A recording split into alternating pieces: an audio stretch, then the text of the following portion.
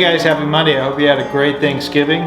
Spraying up this cabinet here, and I thought I'd share a little tip that I use. I just have a cheap little rechargeable LED light that I carry around in the hand that I carry the hose with in order to see the reflection.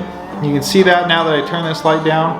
I normally use it on the full power on mine so that I can see the reflection of light, but I'll turn it down so you can see what I'm looking at when I'm using this light. So when I'm scanning my project, I'm looking for dry spray and any imperfections so I can note them to fix them next. This is my final coat, so it's just about how well the coat looks.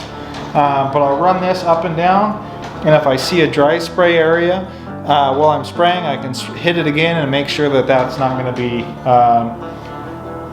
dry. So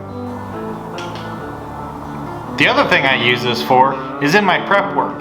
What I do is I take the light and I shine it just over the project. Keep going back and forth like that. And what that's doing is on any nibs or anything that I need to correct, it's going to cast a little shadow. I'll show you in a bigger version with this pen.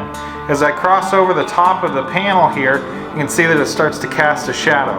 And that's what all these imperfections do, making it easier to spot your imperfections in a dark shop. I hope this helps. Have a great Monday.